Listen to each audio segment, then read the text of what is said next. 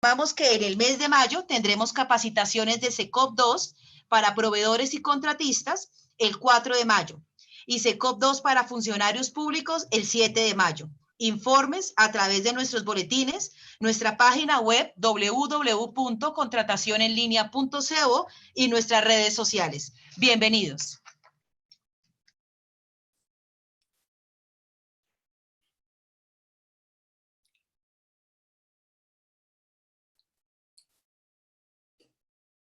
¿Me están escuchando?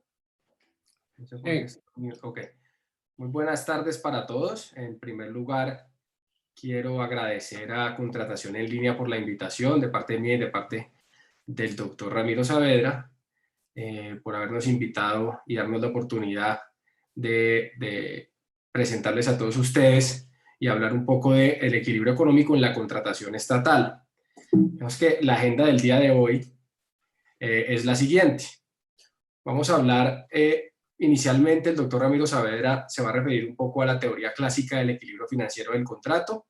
Esto es importante porque ha habido muchas, se ha identificado que no se ha entendido muy bien en qué consiste eso del equilibrio financiero y creemos que lo mejor es primero, digamos, decir y explicar de dónde viene y qué es todo eso que tiene que ver con el equilibrio financiero para poder tener unas bases sólidas con relación al contexto. Después se va a referir un poco a la integración que se hizo en su momento de esa teoría del equilibrio financiero en la Ley 80 de 1993. Esa sería como una primera parte teórica y de explicación de dónde viene y cómo fue adoptado en Colombia y cómo se entendió inicialmente y de pronto qué problemas tuvo con relación, digamos, a esa forma como se integró.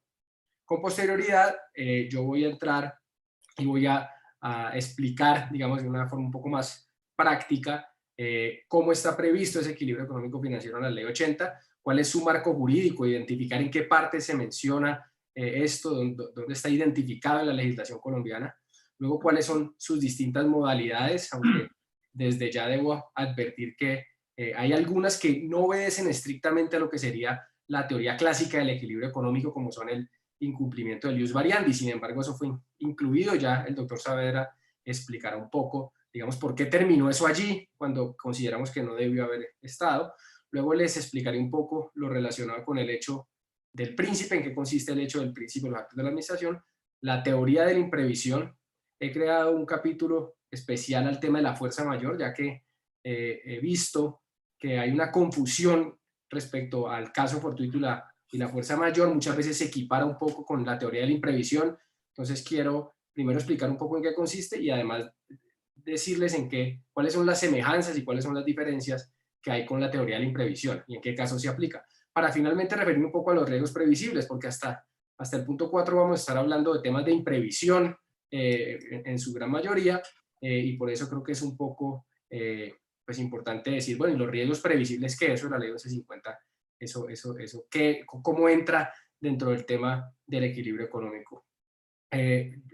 Confiamos en que a medida de que vayamos haciendo esta charla, se vayan respondiendo algunas preguntas que ustedes tienen, sin perjuicio de que al final vayamos a responder algunas específicas que no se hayan contestado, digamos, a lo largo de la presentación. Entonces, dicho eso, yo le voy a dar la palabra al doctor Ramiro Saavedra. Voy a deshabilitar mi video y bueno, espero pues que la disfruten y a la orden. Listo, ya puedes. Bueno, muchas gracias. Ante todo, muy buenas tardes. Espero que me estén oyendo y viendo. En efecto, voy a explicar el tema de el origen del equilibrio contractual o del equilibrio financiero del contrato. ¿Por qué lo hago? Evidentemente por la lógica razón de que eso no nació entre nosotros, no fue inventado aquí, sino que como tantos otros aspectos, pues es prestado de una legislación extranjera o de un sistema jurídico extranjero, en este caso del sistema jurídico francés. El origen de la teoría de las teorías del equilibrio financiero, del equilibrio contractual, como se le llama también, es el derecho, es la jurisprudencia francesa, como lo es todo el derecho administrativo básico o inicial, del cual surgieron pues, los derechos administrativos alemán, el derecho administrativo español, portugués, italiano, polaco, y todo el derecho administrativo latinoamericano. Todos vienen del derecho francés y de la evolución que se produjo en ese país. Y decía entonces que las teorías del equilibrio financiero son teorías que fueron creadas por la jurisprudencia. Expliquemos un poco lo siguiente. La jurisprudencia francesa y particularmente la del Consejo de Estado es una jurisprudencia generalmente muy breve, muy corta, porque allá los tribunales no se consideran obligados a darle clases de derecho ni a los abogados ni a los demás jueces. Eso es un papel de la doctrina. Y esa es una de las razones por las cuales estas teorías, por lo general, no entran a justificar, sino que producen unas decisiones que posteriormente los autores sistematizan, organizan y de las cuales deducen y estructuran unas determinadas instituciones jurídicas. Ese hecho característico hace que, por supuesto, como siempre ocurre en la doctrina, pues haya una gran cantidad de opiniones, de conceptos, de perspectivas que se analizan y se ven en relación con estas y todas las teorías en general del derecho administrativo, pero por supuesto hay ciertas posiciones que son mayoritarias que finalmente terminan convirtiéndose en la concepción dominante en relación con todos esos aspectos.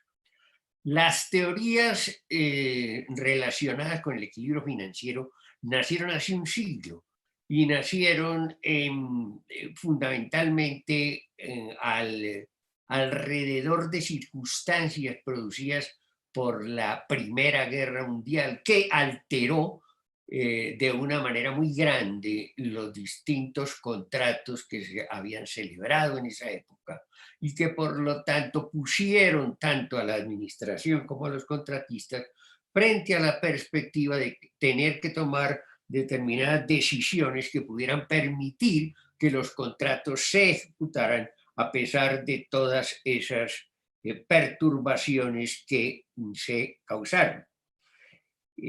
Ahora bien, fueron teorías que de alguna manera parten de una especie de fotografía estática de la situación inicial del contrato.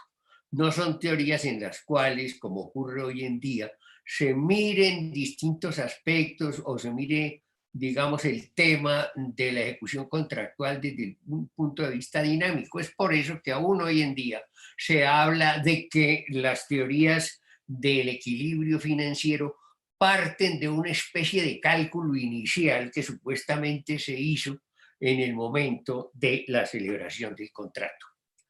Eso como primera medida. Como segunda medida, ellas nacieron simultáneamente con lo que conocemos en el derecho administrativo como la teoría clásica del servicio público, que partía de la base de que toda actividad orientada a satisfacción de una necesidad general es un servicio público.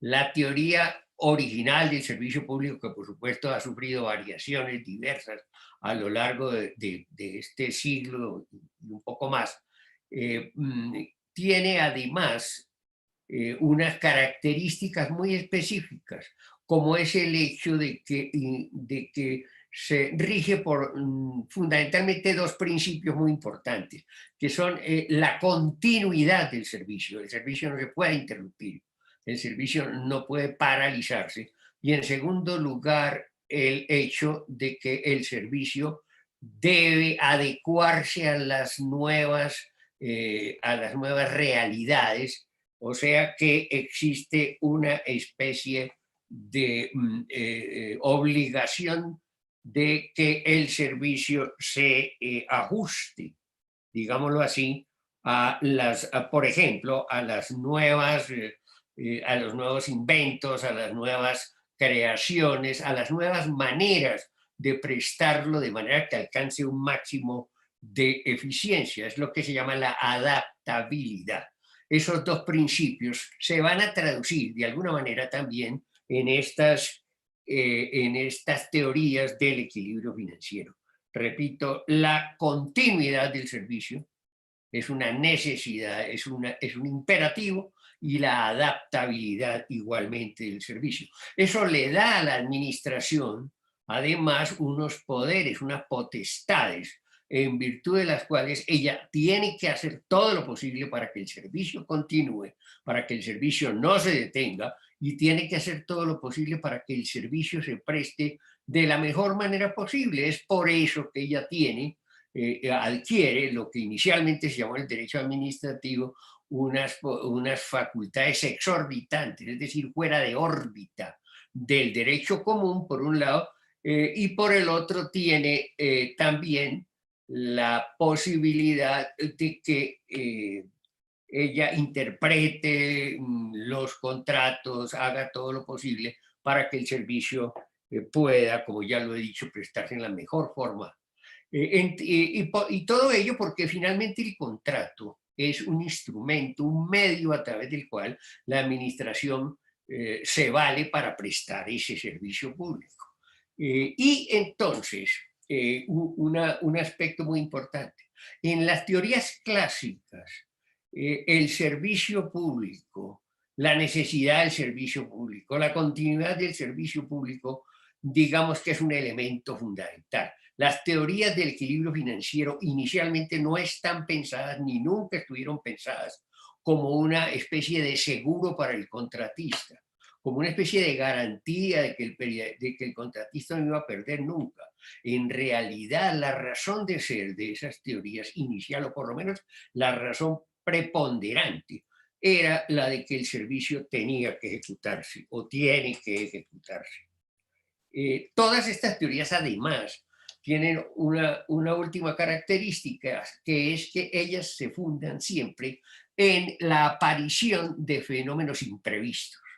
Es decir, que se giran en torno de la imprevisión. No hablo específicamente todavía de la teoría, sino de la imprevisión, pues, como un fenómeno, del hecho de que aparezcan circunstancias inesperadas, circunstancias sorpresivas que nunca fueron previstas y que nunca fueron pensadas y que nunca fueron consideradas en el momento de la celebración del contrato. Es en torno de la imprevisión, en términos generales, que se edifica toda esta concepción del equilibrio de los contratos. Y ellas son básicamente tres. Son básicamente tres estas teorías consideradas por la jurisprudencia francesa, por la jurisprudencia del Consejo de Estado. Veámoslas muy rápidamente porque sobre ellas obviamente volveremos.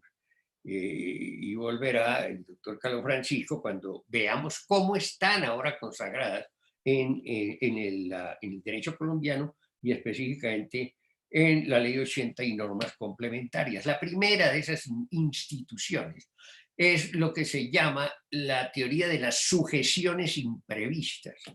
La teoría de las sujeciones imprevistas supone que el contratista es capaz de ejecutar el contrato, que el contratista tiene los conocimientos, tiene la experiencia, que ha hecho sus propias investigaciones, que ha hecho sus propias, sus propios análisis y que está en condiciones de hacerlo. Y al mismo tiempo que la administración actúa de buena fe y que la administración le va a suministrar en lo que a ella corresponde las informaciones que se haya resuelto, se haya pactado, se haya decidido que le va a entregar informaciones que tienen que ser, desde luego, todas adecuadas, ciertas y serias para permitir entonces que el contrato se pueda ejecutar. Y dicho eso,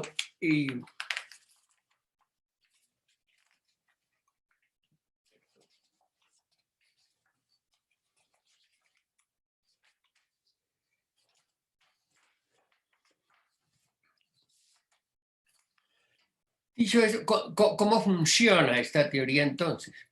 Esta teoría de las sucesiones imprevistas se refiere específicamente a los contratos de obra pública y parte de la base de que si a pesar de lo ya dicho aparecen dificultades técnicas del suelo, problemas de rocadura, problemas de niveles freáticos, ese tipo de circunstancias que sean completamente imprevistos, que a pesar de los estudios realizados, claro, a pesar de lo que le correspondía al contratista, de la visita que realizó, de los análisis que él hizo, no fue posible percibirlos, verlos, no fue posible darse cuenta de que esos problemas, esas circunstancias existían.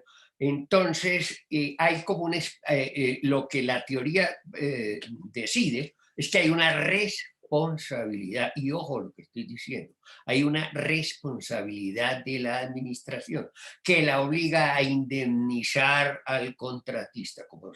Como se trata de responsabilidad, la obligación es una obligación indemnizatoria. Para algunos autores esta es una obligación que parte de la equidad. Se dice, la administración finalmente va a ayudarle al contratista. Recuerden, siempre pensando en que el contrato hay que ejecutarlo, en que el servicio hay que prestarlo, al contratista no se lo puede dejar, digamos, sin una protección, sin una ayuda, porque si no se lo ayuda, entonces lo que va a terminar pasando es que el contrato no se ejecuta y el que va a sufrir es el servicio, dentro de esta concepción.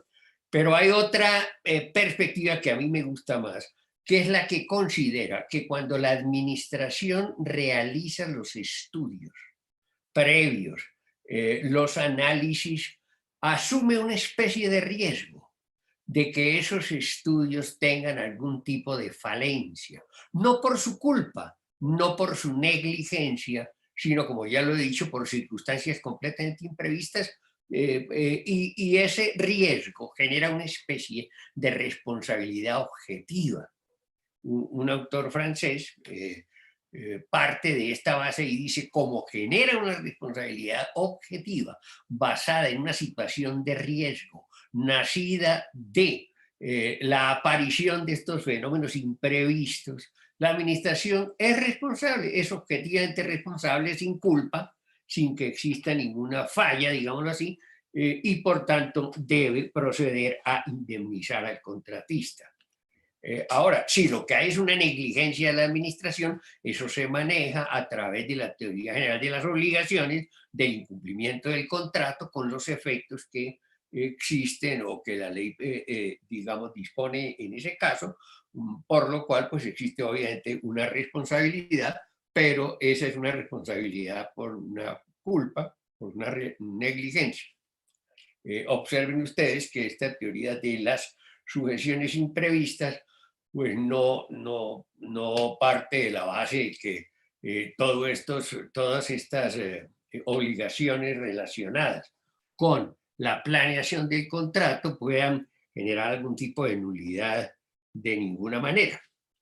Esta teoría de las sujeciones imprevistas en el derecho clásico no se confunde con la teoría de la imprevisión.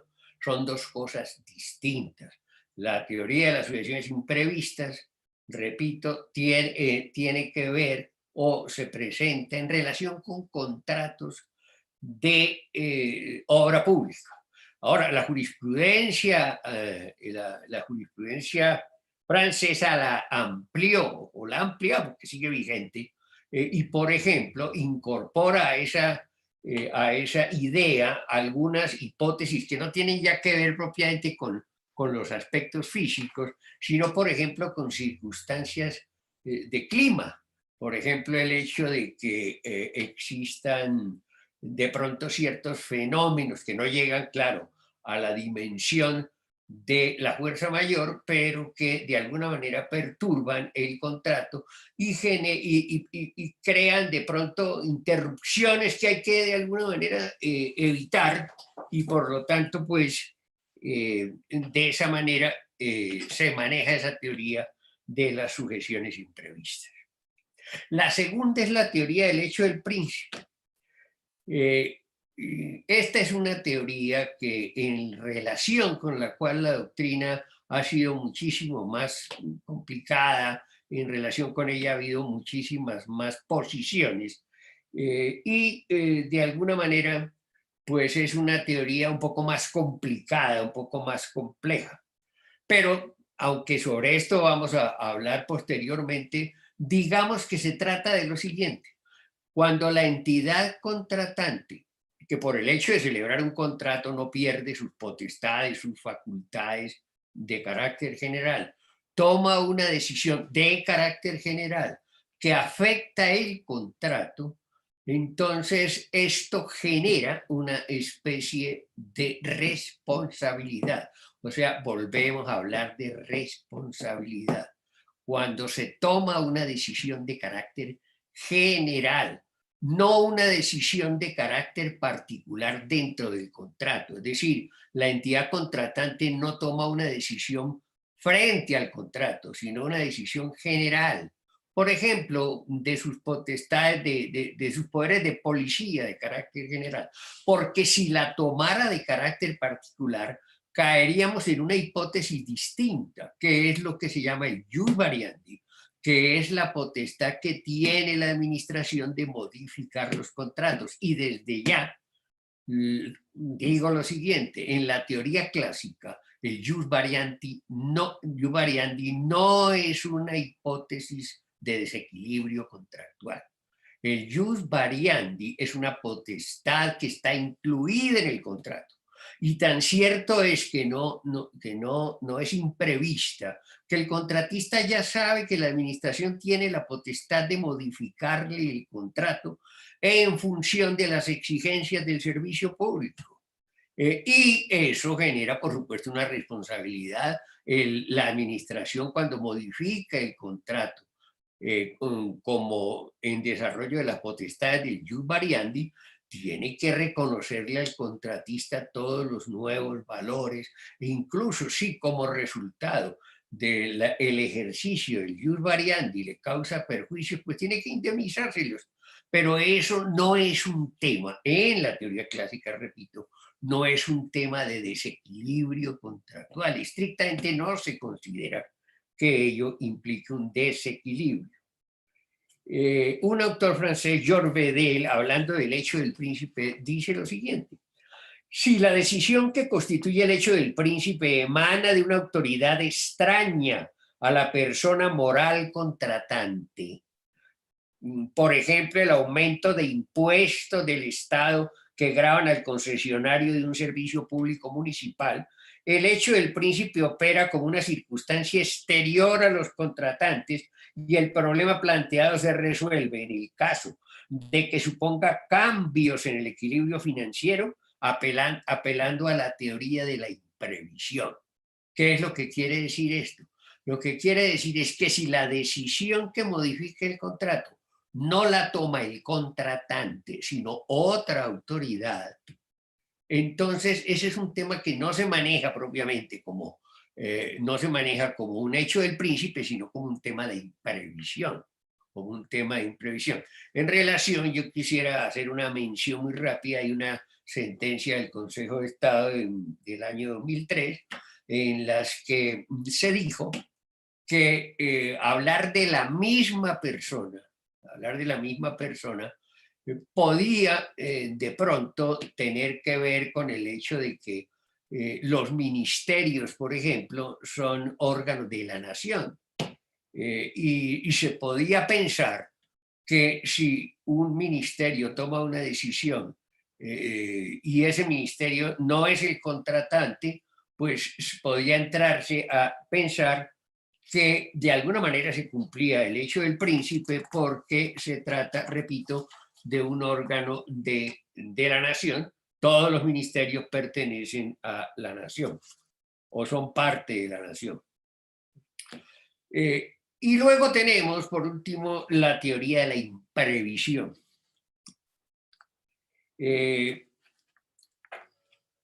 La teoría de la imprevisión surgió, está mucho más conectada con lo que dije al principio, con el tema de la Primera Guerra Mundial. el grave trastorno económico provocado por la Primera Guerra Mundial produjo la aparición de la teoría del equilibrio financiero en las relaciones contractuales, que la mayoría de la doctrina identificó posteriormente con la llamada teoría de la imprevisión en el derecho administrativo. ¿Qué quiere decir esto? Que la noción de lo que la doctrina llamaría posteriormente el equilibrio financiero se confundía con la noción de la imprevisión. Es decir, se entendía que la teoría de la imprevisión era lo mismo que la pérdida, digámoslo así, o la afectación del equilibrio financiero. Posteriormente la doctrina hizo la distinción y aclaró que no, que la teoría de la imprevisión es una de las causales para perturbar ese equilibrio financiero. Digamos que se plantearon como resultado de la guerra la alteración de muchos contratos, ¿no? Particularmente o específicamente el contrato de concesión. Fue alrededor de los contratos de concesión que surgió esta teoría del equilibrio financiero. Porque en la teoría fundacional, ¿no?, llamémoslo así, que es la que se refiere a las compañías de gas de Burdeos en Francia, se vieron afectadas porque estas compañías eran las encargadas, las que tenían el contrato de concesión de alumbrado público. Y el alumbrado público se hacía con gas. Y ese era un gas de hulla procedente del carbón. Cuando estalló la guerra, el precio del carbón se disparó a unos niveles grandísimos. Más o menos la tonelada de carbón valía 10 francos, la moneda de la época, y pasó a valer 110 francos, o sea, se multiplicó por 11 el valor, y los concesionarios, específicamente en el caso de la sentencia del Consejo de Estado francés, la compañía de gas de Burdeos, pues le reclamó a la municipalidad de la ciudad: yo no puedo cumplir el contrato porque el precio del carbón se disparó de una forma tan grande que sencillamente yo no lo puedo asumir. Entonces, renegociémoslo, vamos a ver qué hacemos, reconózcame un valor nuevo, pongámonos, hagamos que el contrato pues se ajuste a la realidad. La ciudad de Burdeos se negó. De ahí vino entonces la demanda, que fue finalmente resuelta por el Consejo de Estado, en donde el Consejo de Estado tomó la decisión de ordenar el pago, ¿no?, de unas sumas al contratista, o más exactamente el reajuste del contrato, de manera que él pudiera seguirlo ejecutando. Y aquí vuelvo y hago insistencia en ese punto. ¿Por qué? Porque si no, la ciudad de Burdeos se quedaba sin alumbrado público. Se ganaba, claro, se ganaba la batalla en el sentido de no acceder a las pretensiones del contratista, pues la ciudad se quedaba sin alumbrado. Entonces, lo que finalmente decidió el Consejo de Estado pues fue que había que ayudarle al contratista para poder que se produjera esta ejecución o esta realización del servicio público.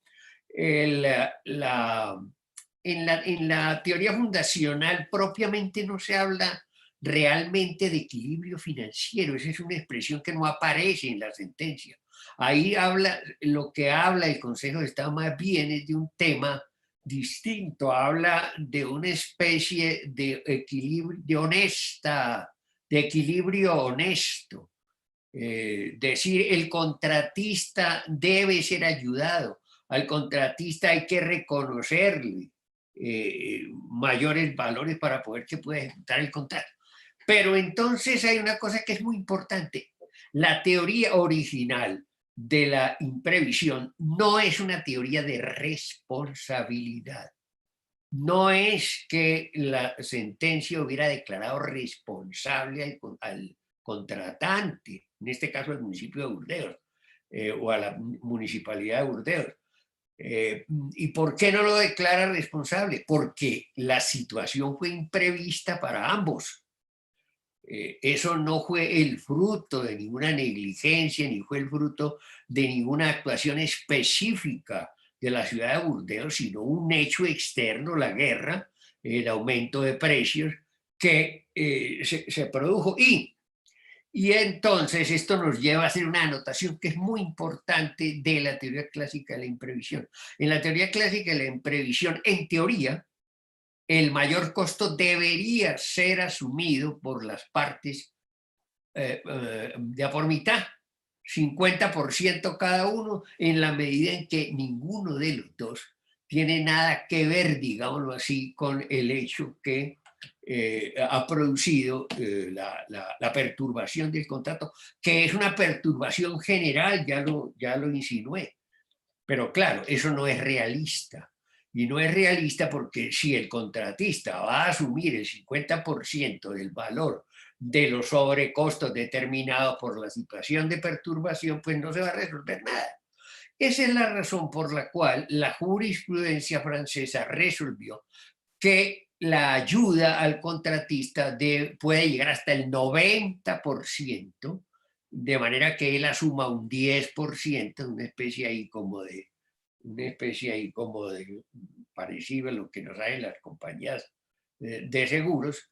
Él asume el 10% y el Estado asume el 90%, con el objeto de sacar adelante el contrato nuevamente, lo repito, en aras de la prestación del servicio. Al no ser pues un tema de responsabilidad, pues obviamente no impone un pago, una indemnización, no impone la indemnización de perjuicios, no impone la obligación de pagarle al contratista un supuesto daño que le esté recibiendo, es una ayuda. Y la teoría de la imprevisión siempre se entendió así en ese contexto en el cual yo estoy mencionando. Estas tres teorías, la de las sujeciones imprevistas, teoría de responsabilidad por riesgo, la del hecho del principio, olvidaba decirlo, algún sector de la doctrina en relación con la teoría del hecho del príncipe hace un planteamiento que a mí me parece interesante, si bien es cierto, no es un planteamiento que se agote o sea, que la jurisprudencia, perdón, que la doctrina realmente haya estudiado tan a fondo, y es considerar que cuando hay hecho el príncipe, lo que hay realmente es una especie de violación del principio de igualdad ante las cargas públicas.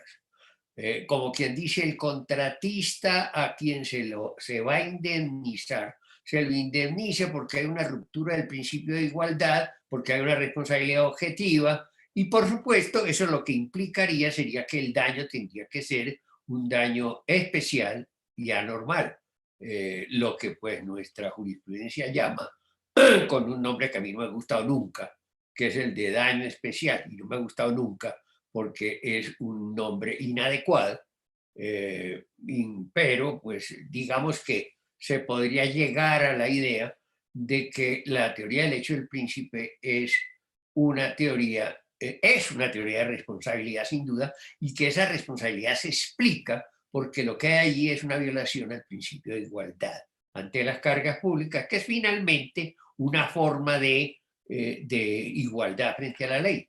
Entonces, esa teoría, de alguna forma, es lo que explica el hecho de que sea un tema de responsabilidad y no un tema como la imprevisión de simple ayuda, de simple apoyo al contratista.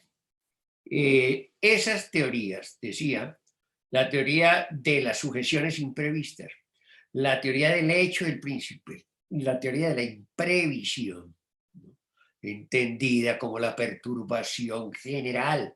Dice por allá la doctrina de la arquitectura del contrato, una perturbación tal que amenaza con violar el principio de continuidad del servicio. Y por eso hay que ayudarle al contratista. Y luego esas tres teorías fueron acogidas por el Consejo de Estado colombiano más o menos hacia los años 70, principios de los años 70. Ustedes deben recordar que antes del decreto 528 de 1964, la responsabilidad en materia contractual era de competencia de la Corte Suprema de Justicia, porque además así lo disponía la Constitución anterior de 1886.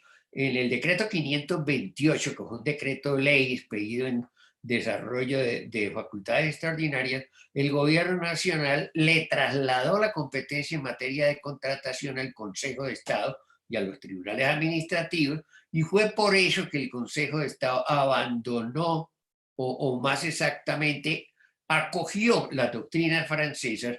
La Corte Suprema se valía de la regulación propia del Código Civil en materia contractual. El Consejo de Estado se va a la jurisprudencia francesa, no solamente en materia de responsabilidad extracontractual, sino extracontractual, y entonces se trae para acá estas teorías que empiezan a funcionar, a aparecer en el año 70. Ahora, uno tiene que también hacer una especie de composición de lugar. Es obvio que en los años 70 el país no había avanzado a los niveles de hoy. En materia, por ejemplo, de contratación de infraestructura todavía era muy atrasada. Y entonces el tema mismo de los contratos de concesión pues era un tema de alguna manera mucho más pequeño, de alguna forma mucho más, muy anterior a la complejidad que tenemos hoy en día. Esa es la razón por la cual estos temas pues no tuvieron mayores dificultades ni mayores problemas. En esas condiciones llegamos a la Constitución de 1991. En la Constitución de 1991, como saben ustedes, se buscó consagrar por primera vez una norma que estableciera a nivel constitucional la responsabilidad del Estado.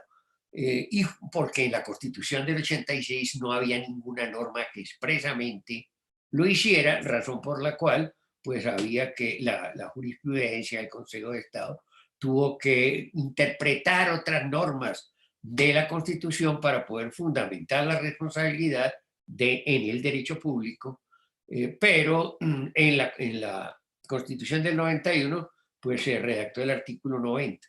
Artículo que es una norma que, aunque tiene un texto distinto, se inspiró en el artículo 106.2 de la Constitución española, en donde presuntamente se establecía un sistema de responsabilidad totalmente objetivo y todas esas cosas. Eso en la Constitución. Más adelante, ya lo mencionaré, habrá una interpretación de nuestra Corte Constitucional en relación con ese punto. Y en el año de 1993, o sea, 2 años después de la expedición de la Constitución, se expidió la Ley 80, en donde se buscó tener un estatuto de contratación, llamémoslo así, tener un estatuto de contratación que hizo grandes modificaciones en relación con lo que habían sido las normas anteriores.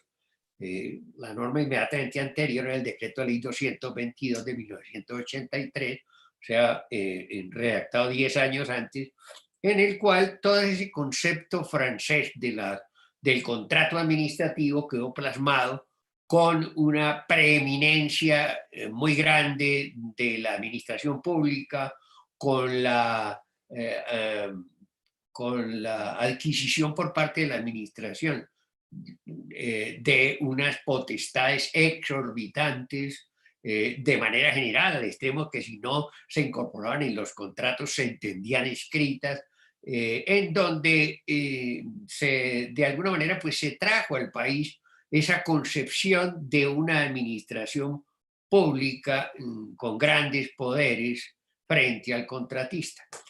Ahora, la ley 80 fue una ley que que se expidió dentro del espíritu de la apertura económica que se dio en esos años. El Estado colombiano, el gobierno de la época, resolvió que había que meter al país en la lógica de la globalización, en la lógica de la competencia internacional. Había que expedir una normatividad de contratos que atrajera el capital extranjero, una normatividad que de alguna manera redujera los poderes de la administración y privilegiara las facultades y los derechos y las potestades del contratista. De manera que la ley 80 iba en ese sentido. Por eso la ley 80 entre otras cosas, pues lo que finalmente hizo fue que, por ejemplo, la noción de servicio público se redujo, en desarrollo de una concepción distinta del servicio público, se redujo a determinados tipos de normas o de instituciones, y lo que ahora se llaman ya no facultades exorbitantes, sino excepcionales, se otorgaron a ciertos tipos de contratos, pero no a todos los contratos. Dentro de esa concepción, la ley 80 cambió por completo la concepción clásica de la concepción clásica del equilibrio. En primer lugar, adoptó un concepto que por lo menos yo no lo he visto en ningún otro de los países latinoamericanos, para hablar solamente de ellos, que es lo que se llama el principio de la ecuación contractual. La ley 80 no habló de equilibrio financiero, ni siquiera de equilibrio financiero, ni siquiera de ecuación financiera, habló de ecuación contractual, o sea, una concepción completamente distinta. Y de acuerdo con esta noción de la ecuación contractual, consideró que había una pérdida, o por lo menos se afectaba el equilibrio contractual. Un equilibrio que además se concibió como una especie de cálculo contable o financiero que se hacía en el momento de la celebración del contrato, un cálculo que ponía en igualdad de condiciones los derechos y las prestaciones contractuales de las partes, y que no se podía tocar.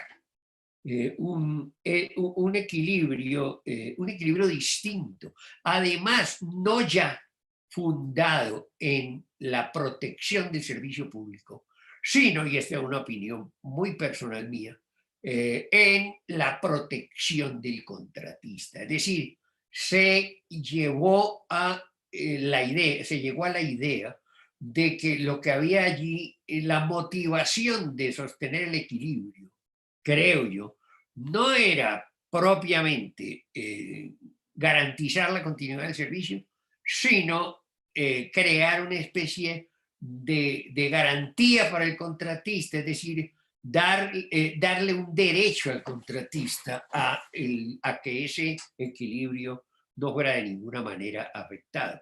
Y entonces, además del hecho del príncipe y de la teoría de la imprevisión, la ley 80 consideró que se rompía el equilibrio también cuando había incumplimiento contractual, lo cual además es bastante extraño, porque el incumplimiento contractual está regulado específicamente, además pertenece a la teoría general de las obligaciones, y cuando el contrato se incumple no es que se rompe el equilibrio, lo que se rompe es el contrato, todo el contrato. Pero entonces suponer además que lo que hay que es restablecer un equilibrio estableció en el momento de la celebración del contrato, pues tampoco es cierto, porque cuando hay incumplimiento, lo que hay es una responsabilidad y una obligación indemnizatoria.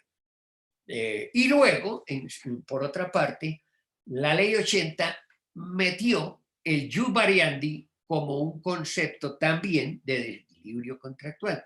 Ya he dicho que en la teoría clásica el jus variandi no forma parte o no es una causal de desequilibrio, pero en la ley 80 quedó como una causal de desequilibrio dentro de las, digamos, dentro de las conceptos propios de la ley. Y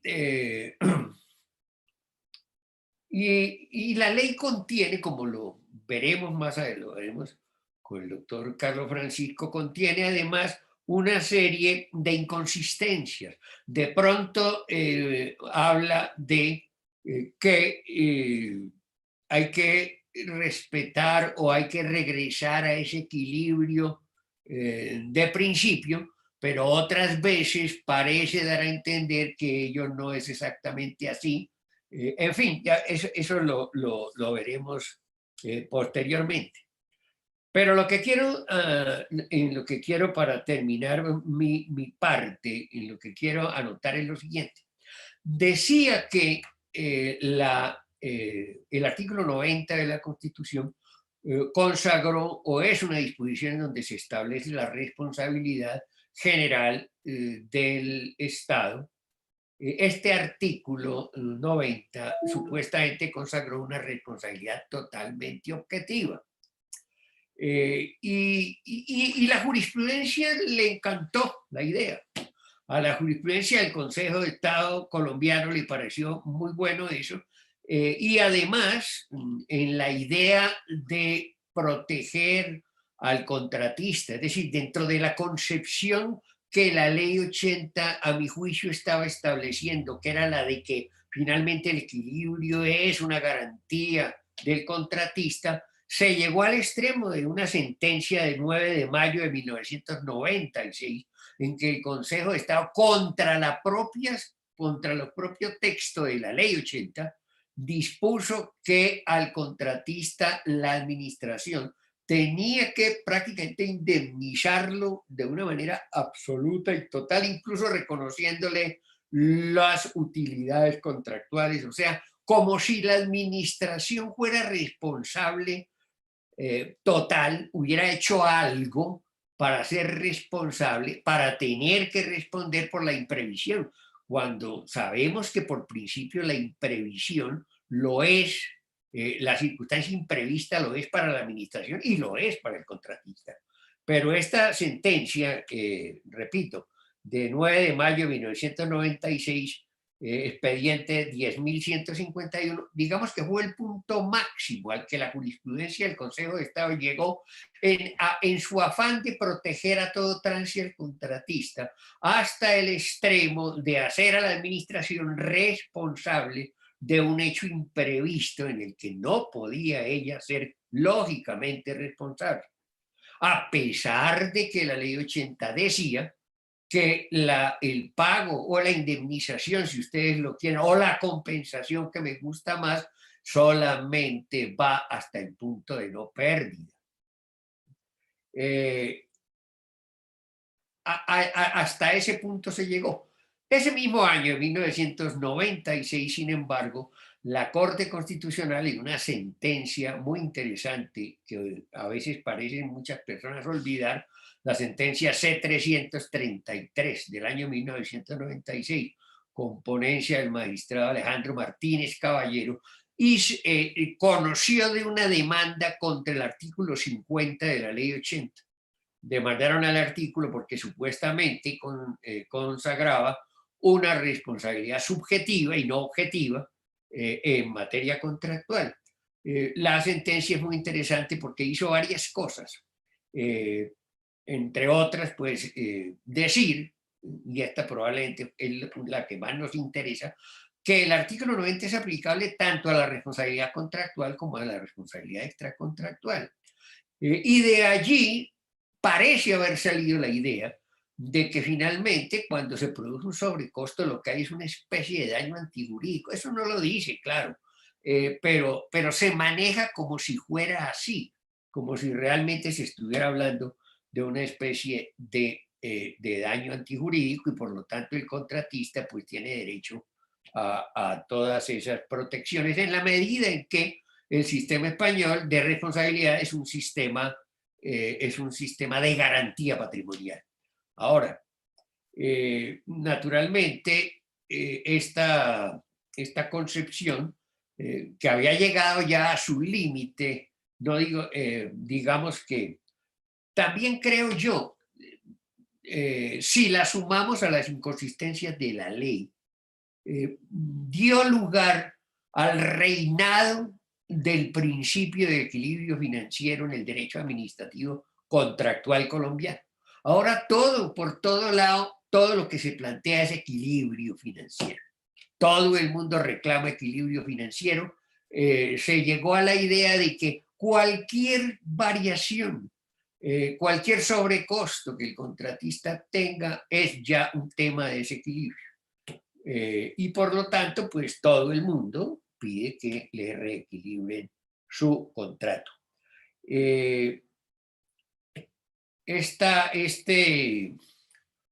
Digamos que esta otra consecuencia que se dio, vale la pena comentarla en la ley 80, fue que la teoría de las sucesiones imprevistas fue absorbida por la teoría de la imprevisión, lo cual además terminó perjudicando al contratista.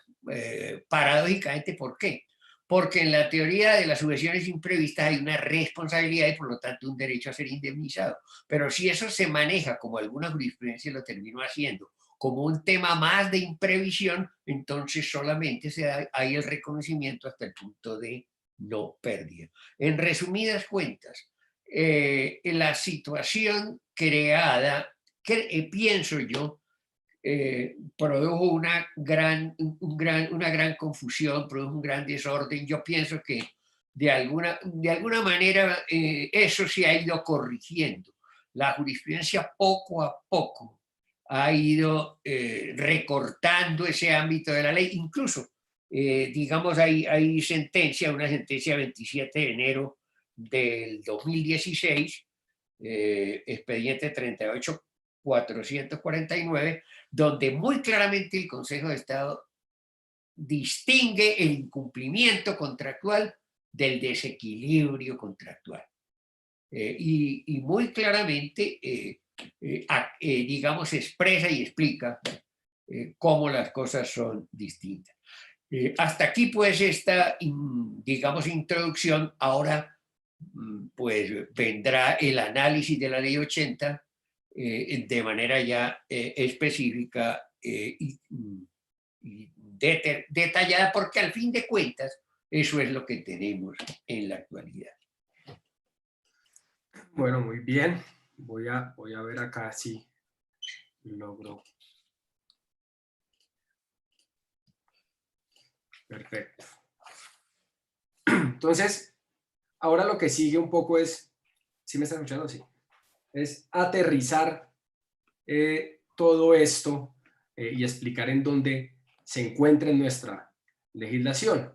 Entonces, lo que voy a hacer a continuación, en primer lugar, es mostrarles, digamos, cómo quedó todo este tema de la ecuación contractual, equilibrio económico en la ley 80, donde están mencionados inicialmente para luego ver cada una de las modalidades y ver cuáles son sus requisitos y características, y confiando en que esto por lo menos ayude a esclarecer o a dejar un poco claro realmente, digamos, en qué consiste el equilibrio y cuáles son las diferencias entre sus distintas modalidades y por qué, digamos, hay diferencias respecto de actos internos de la administración, situaciones externas, y cuál es sobre todo, hacer un énfasis importante en la fuerza mayor, porque se ha venido hablando mucho últimamente a raíz de lo que ha pasado con el fenómeno del COVID, de la posibilidad o de reclamar equilibrios económicos por fuerza mayor, lo cual, digamos, es inconsistente y ya lo explicaremos por qué. Entonces, en primer lugar, lo que quiero hacer acá es mostrarles los artículos en donde en nuestra Ley 80, nuestro marco jurídico, aparecen todo lo relacionado con el tema del equilibrio económico. El primer artículo que lo menciona es el artículo 4, que es el que se refiere a los derechos y deberes de las entidades públicas. En el numeral 9 de ese artículo, esta presentación yo luego la compartiremos para que ustedes la tengan y la puedan utilizar, digamos, en sus trabajos o les sirva para todos sus temas contractuales. Entonces, en el artículo número 4, el numeral primero dice que las entidades estatales actuarán de tal modo que por causas a ellas imputables no sobrevenga una mayor onerosidad y además que corregirán los desajustes que pudieran presentarse. Aquí podría uno decir que está inmersa la teoría del derecho del príncipe y también el ius variandi respecto a la obligación que tienen las entidades públicas a responder de tal modo que por causas a ellas imputables no sobrevenga una mayor onerosidad y por eso tienen que corregir los desajustes que puedan presentarse. Luego, en el artículo 5, sobre los derechos de los contratistas, se señala que ellos tienen el derecho a recibir oportunamente la remuneración pactada y a que el valor intrínseco de la misma no se altere o modifique. Por eso, a su turno, tienen derecho a que la administración les restablezca el equilibrio de la ecuación económica del contrato a un punto de no pérdida por la ocurrencia de situaciones imprevistas que no sean imputables a los contratistas. Acá podemos ver que se menciona o está inmerso acá el tema de la teoría de la imprevisión, en donde aparece, digamos, el derecho que tienen los contratistas a que se les equilibre su contrato a un punto de no pérdida, que es importante, por ocurrencias de situaciones que son imprevistas y que no sean imputables. Pero además, en el mismo artículo, se menciona que el equilibrio también se rompe por incumplimiento de la entidad contratante. De ahí que aquí es donde empieza a haber esa confusión de la que se hablaba, en donde, si bien las teorías clásicas decían que el equilibrio económico de los contratos era toda una institución que se creó sobre la base, digamos, de la compensación o de una forma de proteger el servicio público y que lo que se buscaba realmente no era una indemnización, sino justamente compensar a un contratista que en razón a sus actividades, que están buscando un bien común, digamos, sufre un perjuicio debido a una situación imprevista. Acá la ley nuestra incluye ese equilibrio o como causal de ese equilibrio al incumplimiento, ¿no? Eso es claro en el artículo 5 de la ley 80. Posteriormente, el artículo 25 simplemente lo menciono porque también hace referencia al principio, o por lo menos al tema del equilibrio económico. Simplemente se refiere que en los presupuestos, en los presupuestos anuales de las entidades tienen que apropiar, debe haber una apropiación presupuestal que esté destinada a cubrir los costos imprevistos o las alteraciones en las condiciones de los contratos. Entonces, también respecto del principio de economía, hay una obligación respecto a las entidades. Sabemos que en la ley 80 los principios son más bien reglas, dice el principio de economía, pero de ahí en adelante, digamos, vienen un montón de reglas. Esta es una, y en donde dice que las entidades deben tener dentro de sus presupuestos anuales una apropiación para cubrir esos costos imprevistos. Y posteriormente, ya el artículo 27, que digamos es el artículo clave de todo esto, que es el artículo en donde se incluye el principio de la ecuación contractual, ¿ya? Ahí es donde aparece que en los contratos estatales se tiene que mantener la igualdad o equivalencia entre los derechos y obligaciones surgidos al momento de proponer o de contratar. Y si dicha igualdad o equivalencia se rompe, que sea por causas no imputables a quien resulte afectado, las partes adoptarán en el menor tiempo posible las medidas necesarias para su restablecimiento. Entonces aquí se incluiría todo, digamos, este es el principio el principio de equilibrio económico, en donde dice se rompa por causas no imputables a quien resulte afectado. Entonces está incluyendo las externas como las causas derivadas, digamos, de las actuaciones administrativas, como en el caso del hecho del príncipe, o de los incumplimientos. Entonces, un resumen un poco sobre las modalidades del equilibrio económico que hay en la ley 80 sería el siguiente.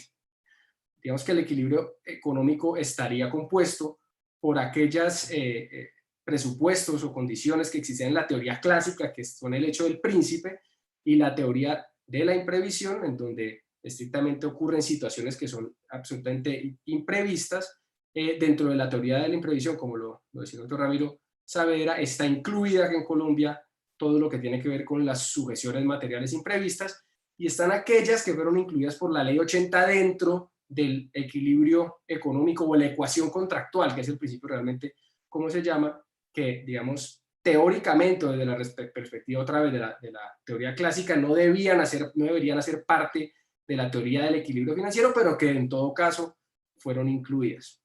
Entonces, digamos, aclarado un poco esto y mostrando en qué parte de la ley se encuentra cada uno de estos presupuestos, sí quisiera ir uno a uno mostrando, digamos, cuáles son sus características fundamentales, y espero pues que de verdad esto les sirva no solamente a esclarecer, digamos, qué diferencias hay, sino que en últimas también pueda servirles a ustedes en el futuro para que lo utilicen y lo apliquen realmente. Entonces, el primer tema es el tema del incumplimiento del contrato. Pues, como ya muchas veces lo hemos dicho, el incumplimiento del contrato pues no es estrictamente, digamos, no viene de la teoría clásica, ¿no? ¿Dónde está? Ya lo acabamos de leer en el artículo 5º numeral 1, dispone que si la entidad estatal incumple el contrato tiene que establecer la ecuación contractual. Sin embargo, ni siquiera era necesario hacer mención, digamos, al incumplimiento como una forma de restablecer el equilibrio económico, porque además de ello, digamos que la fuente legal con relación a la contratación estatal, pues es el mismo artículo 50 de la ley, que es el mismo artículo que conoció la Corte Constitucional, respecto al cual terminó diciendo la Corte que en materia de contratación hay responsabilidad subjetiva y objetiva. ¿Qué dice ese artículo? El artículo dice que las entidades estatales responderán por las actuaciones, abstenciones, hechos o omisiones antijurídicos que les sean imputables y que causen perjuicios a sus contratistas. En tales casos deberán indemnizar la disminución patrimonial. Entonces, esto simplemente es un tema que, si se incumple el contrato, pues hay una obligación y hay un deber y hay una responsabilidad de indemnizar, y esa indemnización tiene que ser integral. Entonces, aunque, digamos, en razón a esa confusión o ese trasplante que hubo de las teorías clásicas en la Ley 80, es común ver que en los distintos litigios, sean arbitrales o sean en la jurisdicción contenciosa administrativa, cuando se demande y se reclame el equilibrio económico a reglón seguido, digamos, se alegue que es por un incumplimiento de la entidad. Eso, digamos, conceptualmente o estrictamente no es correcto, ¿no? Pues porque no estamos hablando de la teoría del equilibrio. El Consejo de Estado ya ha venido poco a poco corrigiendo esas situaciones desde la jurisprudencia, diciendo que eso no tiene nada que ver con el concepto real de equilibrio, es un tema distinto. Entonces, independientemente de eso, que se incluya, porque así lo dijo la ley, o así lo incluyó, lo cierto es que el tema de incumplimiento pues es un tema, desde luego, de responsabilidad, y en virtud del cual, si se incumple un contrato, pues desde luego se tiene que, digamos, reparar e indemnizar a la parte. Luego viene el tema del ius variandi. El ius variandi, digamos, aquí lo estoy asociando con dos ejercicios de facultades excepcionales. Me perdonan, que es que me sale este cosito aquí de suma. Entonces, puede presentarse digamos, por el ejercicio de facultades excepcionales. Estrictamente, el ius variandi se refiere a la modificación unilateral, y en el caso de la modificación unilateral, que es una facultad excepcional, lo importante a tener en cuenta es que es cuando la entidad lo ejerce como contratista dentro de, digamos, la relación contractual. Es el poder excepcional que tiene respecto de unos contratos específicos que están en el artículo 14 de la Ley 80. Entonces, por razones de interés público y para evitar la paralización de un contrato estatal, ¿qué hace? Saca un acto administrativo y modifica unilateralmente el contrato. Si hace eso, desde luego deben reconocerse, digamos, por las modificaciones, se deben reconocer las obras, trabajos, suministros o servicios adicionales a precio de mercado. Digamos que no es estrictamente una modificación que busque lograr que haya una equivalencia contractual, digamos, aritmética, sino que, por el contrario, lo que ocurre acá es que efectivamente en lo que se afecte debe reconocérsele eso al contratista. Al mismo tiempo, algo que es muy importante que la misma ley dice es que si las modificaciones que ocurren con relación al ius variandi o a la modificación unilateral alteran el valor del contrato por un 20% más, el contratista puede renunciar a la ejecución. Esto puede ocurrir en casos en donde se hagan, pues ocurre generalmente cuando o quedó incluida como una forma en donde puede pasar que la modificación altere temas de volumen, que el contratista requiera que haya un mayor volumen y en razón de esa modificación que ocurre en el contrato, esos volúmenes ya no pueden dar y le altera por más del 20%, le permitiría desde luego al contratista, pues garantizándole su derecho de terminar el contrato. Al mismo tiempo está la terminación unilateral, que también puede ocurrir. Obviamente la doctrina habla de la terminación unilateral como incluida dentro del ius variandi o dentro de las potestades excepcionales. Es lógico que pues estrictamente no hace parte del equilibrio económico financiero, por más de que haya quedado así pareciera por la ley 80, porque dice que es responsable por los actos que haga o actos de la administración. ¿Y por qué no es lógico? Pues porque termina el contrato, entonces yo no puedo equilibrar lo que terminé. Sin embargo, es claro que al terminarse por razones de interés públicos, se debe indemnizar también al contratista. Pues tenemos en primer lugar todo lo relacionado con el incumplimiento y luego con, digamos, el ius variandi, que serían aquellos que fueron incluidos por la ley 80, que son unas formas, digamos, de equilibrio según esa ley, pero que están relacionados con el tema de indemnizaciones. Luego viene las teorías clásicas, que son, digamos, el otro espacio que había puesto en la diapositiva. Las teorías clásicas son el hecho del príncipe y la teoría de la imprevisión. Ellas tienen unas características comunes. Por ejemplo, se tratan de eventos que son de responsabilidad sin culpa. En ambos casos deben ocurrir alias anormales, que son acontecimientos que frustran o exceden todos los cálculos que las partes pudieron hacer al momento de formalizar el contrato. También, desde luego, debe tratarse de un hecho extraordinario, o sea, que sea tan grave que modifique ostensiblemente la economía del contrato. Esto es importante, no es cualquier hecho.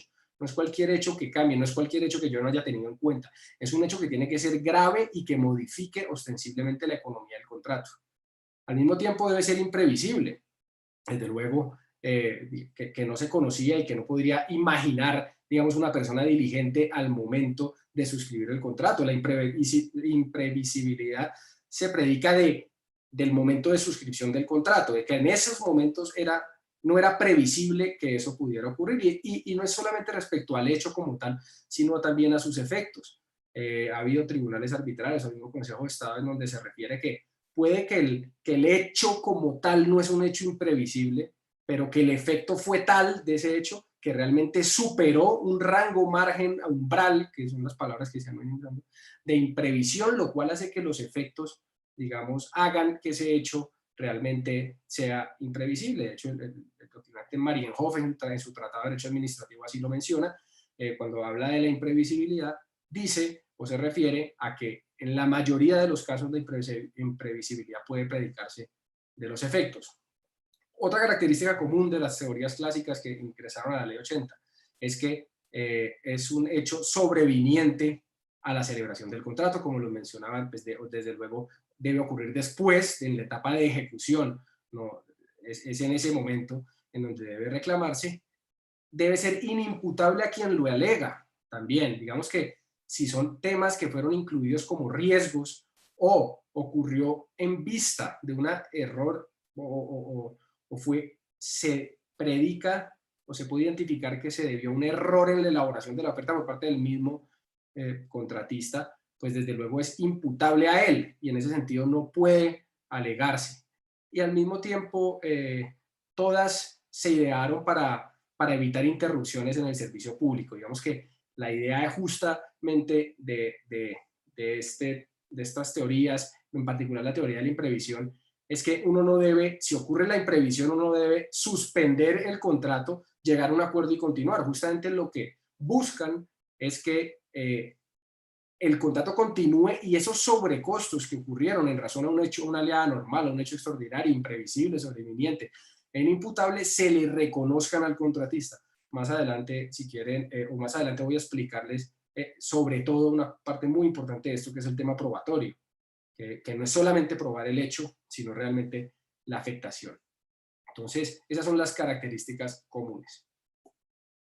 Dicho esto, entonces, ¿en qué consiste o cuáles son las características del derecho del príncipe? El doctor Ramiro Saavedra pues, lo mencionó, lo definió. Yo quiero acá dejarle unas características muy puntuales para que ustedes, digamos, las tengan muy claras.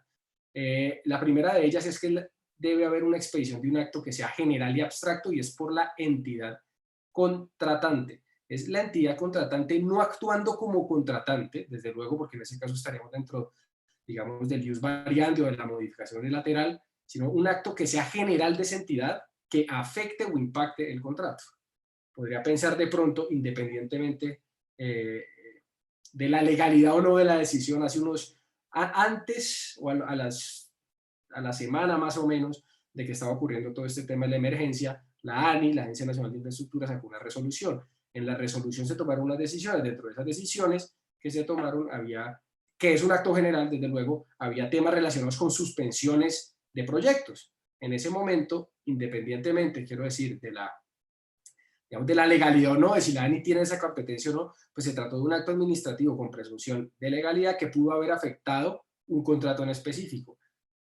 Es cierto que luego el ministerio, en razón a las facultades excepcionales que tenía por el tema de la emergencia, sacó un acto dándole esas facultades a la Agencia Nacional de Infraestructura, pero lo que quiero decir un poco es que ese tipo de situaciones, ese tipo de actos que son generales de una entidad que es contratista, como la ANI, que es la contratista de los ferrocarriles, de los puertos, de los aeropuertos, pues desde luego pide un acto general que puede impactar. Ahí es un caso claro de la teoría del hecho del príncipe.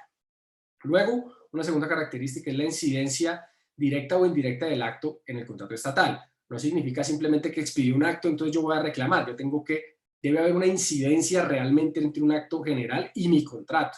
Entonces no es que esto se explica por su propia definición, pero es simplemente que la incidencia, desde luego que la decisión que se tomó en el acto general, digamos, tenga implicación respecto del contrato. Que haya una alteración extraordinaria o anormal de la ecuación financiera del contrato como consecuencia de la vigencia del acto. ¿Esto por qué es importante? Porque la alteración tiene que ser extraordinaria, realmente tiene que ser muy anormal. ¿Por qué? Porque es que el hecho, hemos dicho, dentro de las funciones o dentro de la soberanía de un Estado está la de expedir leyes y reglamentos. En ese sentido, digamos, el hecho de que se expide una ley y ya no significa que ya yo deba ir o que automáticamente pueda yo reclamar un desequilibrio, sino que desde luego tiene que haber una alteración que realmente sea anormal. Esa normalidad se predica tanto del hecho del príncipe como de la teoría de la imprevisión.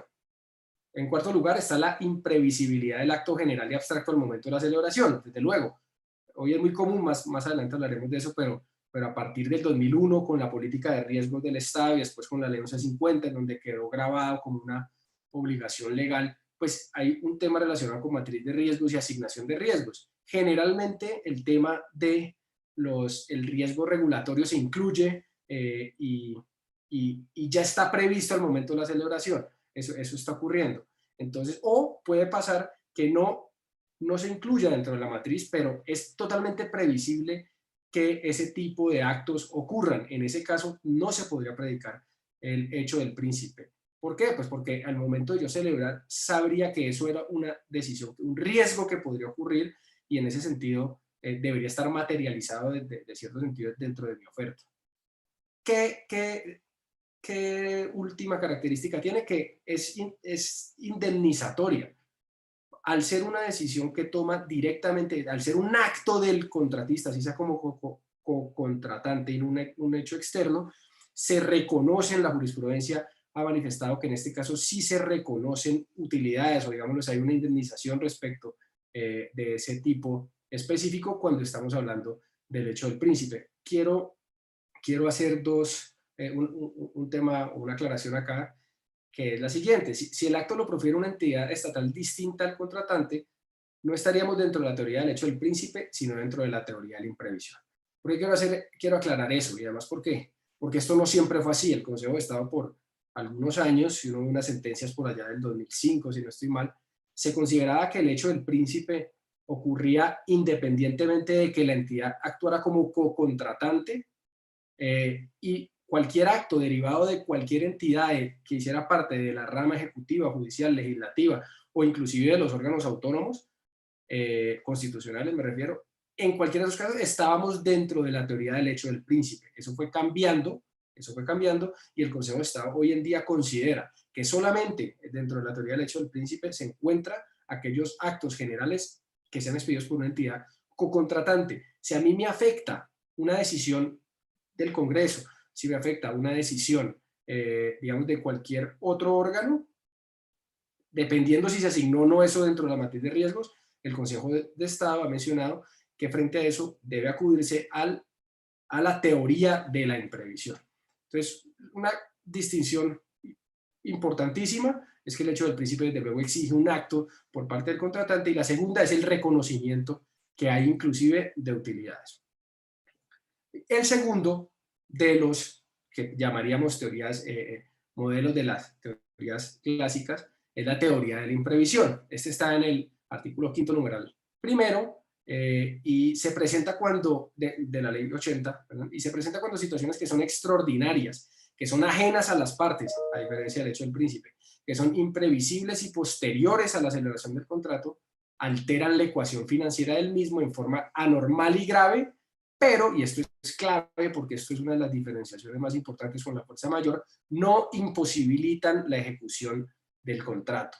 Cuando se presenta la teoría de la imprevisión, no se suspende el contrato, lo que ocurre es que el contratista continúa, pero con muchas dificultades, la ejecución de su contrato, y justamente esos sobrecostos en los que tiene que incurrir son los que va a reclamar, pero en ningún punto puede frenarse la ejecución, porque en ese caso, digamos, ya no estaríamos hablando específicamente de la teoría de la imprevisión. Entonces, según la anterior, las características, ¿cuáles son? Primero, es una situación económica de naturaleza, pero no una área administrativa, no depende, digamos, de la entidad, es una situación que es económica o de la naturaleza, un hecho económico o de la naturaleza. Es un hecho que es excepcional y no ordinario, desde luego, tiene que ser totalmente excepcional e imprevisto.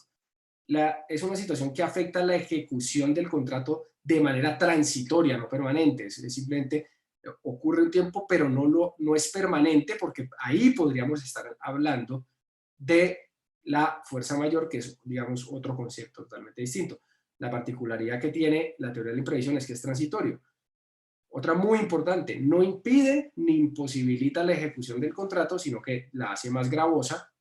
Desde luego es imprevisible, porque las partes no pueden ni augurarla ni avisorar, esto simplemente es un tema de imprevisión respecto al hecho y sus efectos, y se equilibra, y no, más adelante hay otras características, pero una distinción fundamental con el hecho del príncipe, se equilibra el contrato a punto de no pérdida.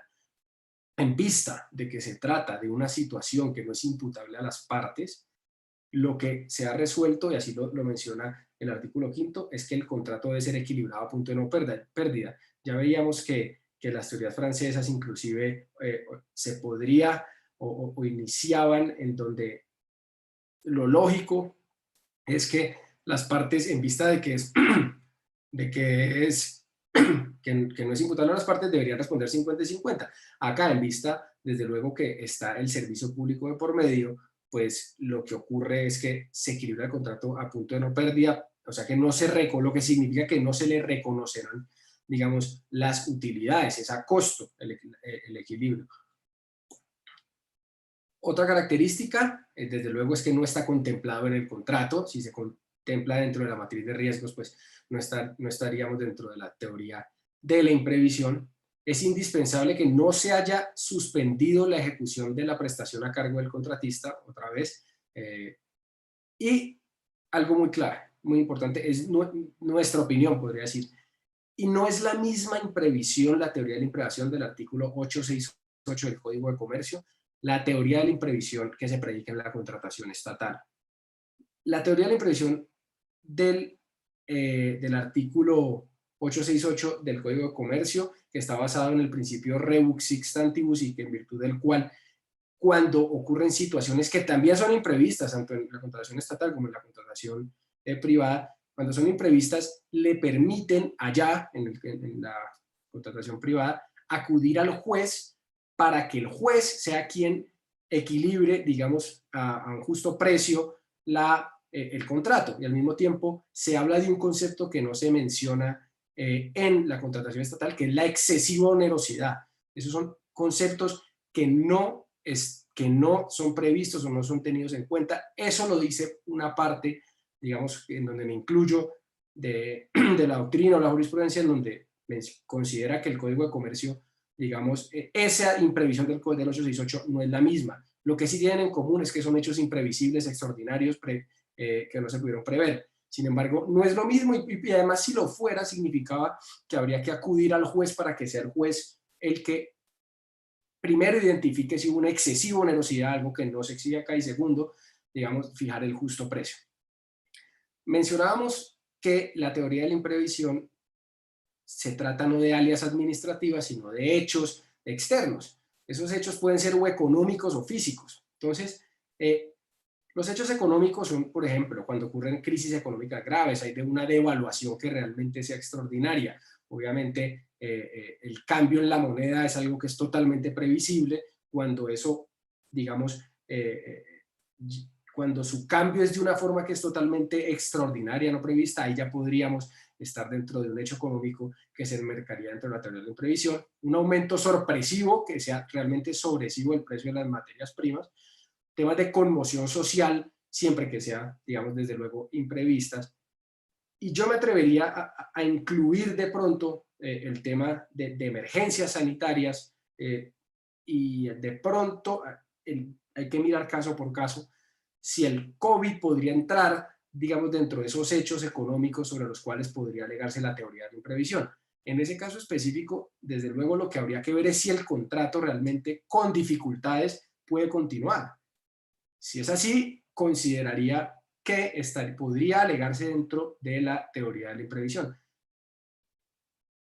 Hay algo importante también con relación al COVID. Digamos que no sé si ustedes tuvieron la oportunidad, pero cuando estaban discutiéndose todo este tema del Ministerio del Trabajo respecto a la posibilidad o no de suspender contratos o tomar decisiones con relación a los contratos laborales, hubo una circular que saca el Ministerio diciendo, miren, el COVID no es, digamos, fuerza mayor, eso es lo primero que dice, no es fuerza mayor, cualquier juez, son los jueces los que tienen que definirlo, digamos, no esperemos que salga una decisión respecto o de alguna entidad pública que diga el COVID es considerado fuerza mayor o el código COVID es considerado o no es considerado para efectos de definirlo. Lo que hay que hacer es mirar cada caso concreto para ver cómo lo está alterando y para ver si podría. De hecho, pensándolo, uno podría decir no solamente el COVID, sino todo lo que se desencadena con relación al COVID. Todo el tema, digamos, emergencias económicas que de pronto, que muy seguramente vamos a sufrir, todo eso se desencadena y podría alegarse eventualmente como hechos económicos que están afectando los contratos. Desde luego, en materia de concesiones, sobre una materia que soy, digamos, muy cercano, pues sabemos que ya se han venido tomando decisiones, digamos, administrativas por parte del ministerio, en donde desde ya casi que se está reconociendo en el sentido de que se está ordenando o permitiendo ampliar los plazos como una forma de lograr, digamos, ese equilibrio. Porque sabemos que el equilibrio no necesariamente tiene que ser en plata, hay contratos en donde eso puede lograrse a través de extensiones de plazo, como son las concesiones. Y al mismo tiempo hay hechos físicos. Estos hechos físicos son los que se conocen como las sujeciones materiales imprevistas y fueron los que fueron incluidos por la jurisprudencia dentro de la teoría de la imprevisión y que si bien en Francia eran reconocidos o eran tratados como un tema de responsabilidad donde habría una indemnización, acá no, hacen parte, es como una pata que le sale a la teoría de la imprevisión y son internos, ¿no? Son hechos físicos internos, se refiere por ejemplo a la dureza extraordinaria de las rocas, inestabilidad que hay en los suelos, corrientes submarinas y lechos arenosos, ¿no? Esas son como las características. Después de esto, ¿cuáles son los elementos que estructuran? Esta es una sentencia muy importante. Esta sentencia se la recomiendo para que la revisen y menciona lo siguiente. El contrato debe ser bilateral, conmutativo y de ejecución sucesiva, periódica o diferida. ¿Qué quiere decir esto? Que se excluyen desde luego todos los contratos que sean de ejecución instantánea y los contratos que sean aleatorios. Si el contrato está pactado de una forma que sea aleatorio, desde luego que no debería o no le puede aplicar la teoría de la imprevisión. Aquí hay un tema importante que hay que mencionar. Hay quienes consideran que al artículo 18 de la ley 80 respecto de la interpretación que debe hacerse de los contratos estatales incluye que debe hacerse de conformidad con el principio, con las reglas de la conmutatividad, hay una parte de la doctrina que ha considerado que entonces eso significa que todos los contratos estatales, por el hecho de ser estatales, son conmutativos. Yo no estoy de acuerdo con esa teoría y considero que puede una entidad pública, por ejemplo, suscribir contratos aleatorios, casos en los cuales desde luego no le aplicaría la teoría. Un contrato aleatorio por definición o por excelencia es un contrato de seguros. El segundo punto es que se presenten circunstancias que son extraordinarias, imprevistas, imprevisibles con posterioridad a la celebración del contrato. Esas son las características que menciona directamente, digamos, la sentencia y que es recogida, digamos, es reiteración de jurisprudencias, que las circunstancias extraordinarias, imprevistas, imprevisibles alteren o agraven la prestación a cargo de una de las partes en grado tal que resulte excesivamente onerosa y que el acontecimiento sea ajeno a las partes. Desde luego tiene que ser externo, ¿no? No puede ser imputable a una de las partes. Entonces, algo que es muy importante con relación a los dos, tanto a la teoría de la imprevisión como al hecho del príncipe, y es que la regla de restablecer el equilibrio no es una regla totalmente absoluta, no es automática, no es que se presente un hecho imprevisto, entonces yo voy a reclamar para que se me reequilibre, así no funciona. Entonces hay unos requisitos que deben tener en cuenta para poder, digamos, solicitar, y algunos, y la mayoría de ellos son, digamos, hay que evaluar la situación específica. Lo primero, analizar en detalle cada caso, ¿no? El reconocimiento no es automático. Lo segundo, evaluar el comportamiento de las partes. Hay que ver si realmente se ejecutaron las obligaciones o no. Si no se ejecutaron, pues no va a haber equilibrio. Si la parte mitigó el daño o no mitigó el daño. ¿Cuál fue su grado de sacrificio? Porque si la parte realmente pudo haber mitigado el daño, que es una obligación que tiene, desde luego que en eso en que de probarse que pudo haberlo mitigado y no hacerlo, eso se descontará. Eso no, digamos, no será reconocido porque hay una obligación, desde luego, por las partes de mitigarlo. Por ejemplo, un hecho notorio no es suficiente. El hecho de que yo sepa que hubo un derrumbe, un hecho de la naturaleza, no puedo ir inmediatamente o inclusive, sino si es un hecho, digamos, totalmente notorio, ¿no? Eso no es suficiente. Yo tengo que demostrar que era imprevisible en ese caso en particular. Puede que todo el mundo sepa que las lluvias, pero realmente en ese caso o existían las herramientas para demostrar que desde un comienzo que era previsible. Pasa mucho con el tema de lluvias. Hay muchas sentencias del Consejo de Estado en donde ha ocurrido que digamos que el derrumbe o las lluvias ocurren o en una temporada en donde se sabe que va a ocurrir y en ese sentido lo que ha dicho el Consejo de Estado es, mire, usted no me ha demostrado, y para eso exige pruebas meteorológicas o de las diferentes entidades públicas, usted no me trajo esta prueba para demostrar que realmente era imprevisible, que esto superó, digamos, superó unas situaciones normales según el histórico de las lluvias, algo así, y eso hay que probarse. Igualmente, pues debe probarse cuánta obra, servicios, trabajos adicionales tuvieron que ejecutarse, así como los costos que inicialmente estaban previstos y versus en los que se incurrió. Entonces, además de probar el hecho imprevisto extraordinario y que trastornó realmente el contrato, yo tengo que utilizar a través de peritazgos o cualquier prueba, digamos, idónea respecto a los medios probatorios que aparecen en la legislación colombiana para mostrar cuáles son los costos reales. Yo tengo que mostrar cuáles efectivamente son los costos en los que estuve incurriendo. Además, se debe analizar la matriz de riesgos e identificar si el riesgo había sido asignado. Si el riesgo había sido asignado, desde luego, pues ya está asignado a alguna de las partes, no sería imprevisible y esa parte, digamos, pues es quien debe, digamos, asume la responsabilidad. Esto pues tiene un matiz que es qué pasa cuando el efecto, que si bien el riesgo está asignado, se superó ese umbral, digamos, de riesgo previsible en sus efectos, pues hay jurisprudencia en la que se ha aceptado eso y ha reconocido, digamos, reequilibrar el contrato. Pero es importante, todo debe probarse, todo. No es simplemente, de nuevo, alegar el hecho y ya, debe utilizarse todo. Y también hay que tener en cuenta las características del tipo contractual y sus formas de pago. El contrato que dice, el contrato, en los contratos de concesión, pues sabe que son arriendo y ventura y otros contratos distintos y cómo son las formas de pago. Y muy importante, yo reitero eso con el tema de la matriz de riesgos, y hay que ver realmente cómo están asignados, digamos, los riesgos.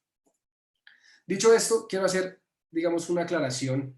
Hasta ahí están las que serían las condiciones o las modalidades de equilibrio económico, haciendo la salvedad que dos son temas más de responsabilidad e indemnizatorio, que son los temas del ius variandi y el incumplimiento, y están las otras dos teorías, que son el hecho del principio, la teoría de la imprevisión, y respecto a la teoría de la imprevisión se encuentran las subvenciones materiales imprevistas.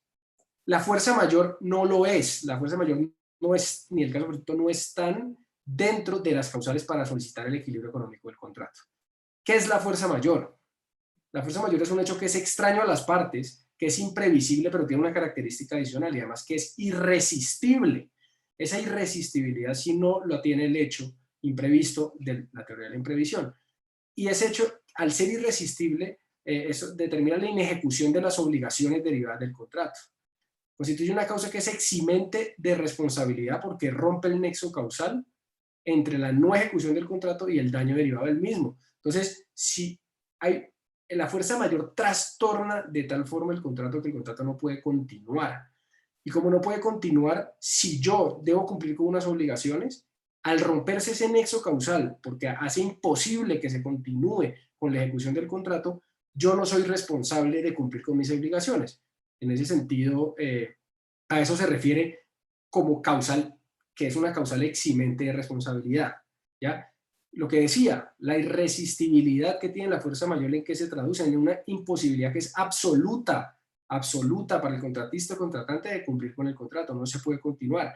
En este caso, desde luego, no hay ni indemnización ni compensación a favor de las partes. Simplemente el hecho es que yo ya me libero de la posibilidad o de que se me exija cumplir con el contrato.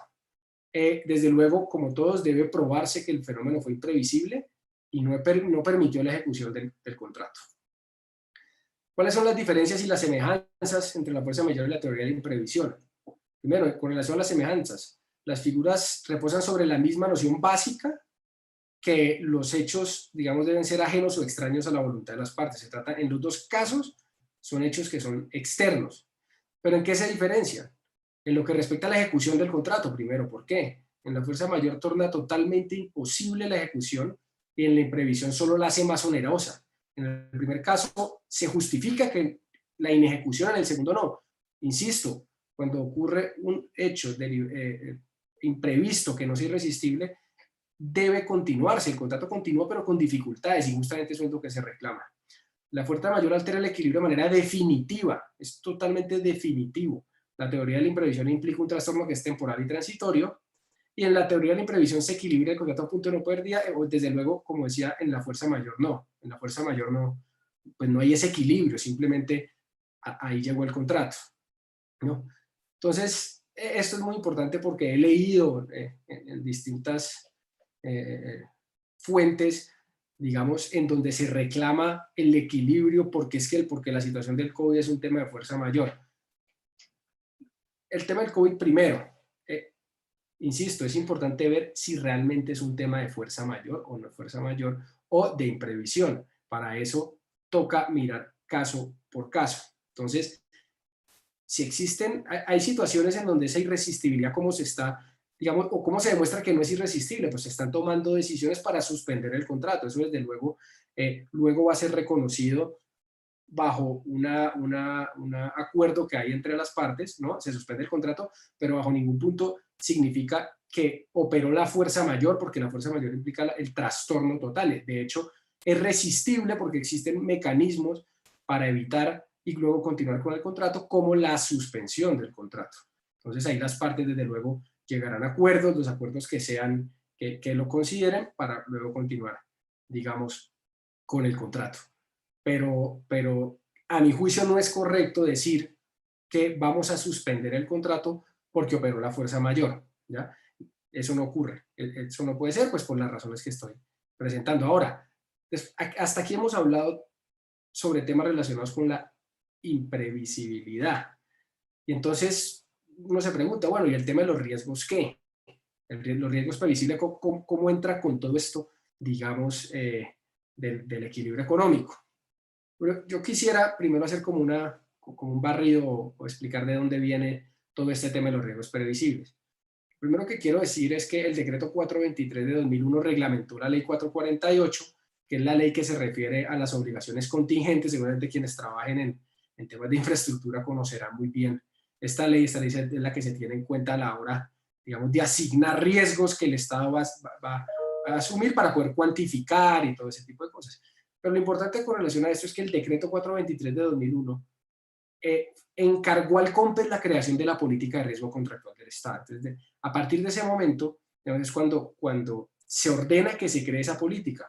Seguramente todos ustedes están familiarizados con los COMPES, yo aquí cito el primero, que es el 3107 de 2001, que fue el COMPES que crea esa política, ¿no? Crea la política y a partir de ahí es en donde se dice que es importante desde un inicio asignar los riesgos bajo el principio general de que se debe asignar a la parte que tiene la mejor, o sea, la que tenga la mayor capacidad para gestionarlo, administrarlo, mitigarlo. Entonces, y ahí se crea, y ese COMPES, si uno lo ve inicialmente, por ejemplo, menciona que hay riesgos, no solamente define qué consiste cada uno de los riesgos, sino que dice a quién se le asigna o a quién se le recomienda que se le asigne. Así, por ejemplo, con relación a los riesgos de demanda, en general, el riesgo de demanda es asignado a los concesionarios, dependiendo, desde luego, y al mismo tiempo también están los riesgos políticos, regulatorios, que generalmente se le asignan al Estado, o está el riesgo de construcción, de diseños, que generalmente se le asigna al concesionario. Esto, desde luego, después del COMPES, la ley 1150 lo incluye, ya es una norma, una regla especial que dice que los pliegos o sus equivalentes deben incluir la estimación, tipificación, asignación de los riesgos previsibles involucrados en la contratación. ¿Qué me parece a mí interesante, digamos, desde el tema conceptual o teórico? Digamos que a partir del momento en que se trae toda esta teoría del riesgo previsible, de cierta manera, y además se trae, diría yo, que es una teoría que es como de origen anglosajón. ¿Y por qué? Y quiero aclarar un poco eso.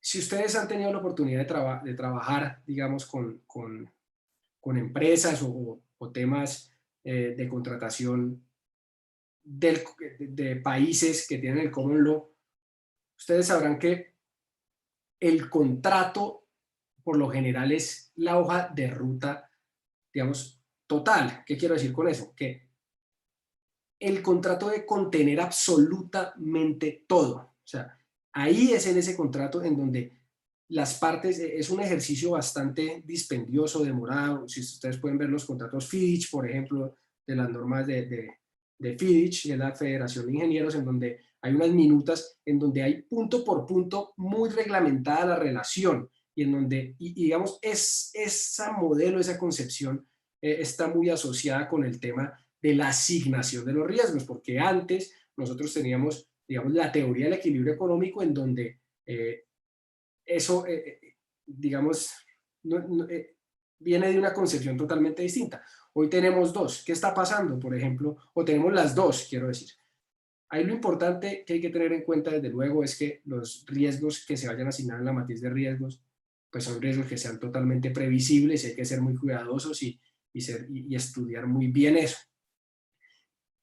Quería hacer un comentario con relación a lo que está pasando de nuevo con el COVID. ¿Por qué? Porque, por ejemplo, he estado leyendo últimamente prensa en donde, no sé si ustedes sabían, pero China tiene su concepción, su naturaleza jurídica o la concepción, las normas que lo rigen, son de influencia del civil law como nosotros.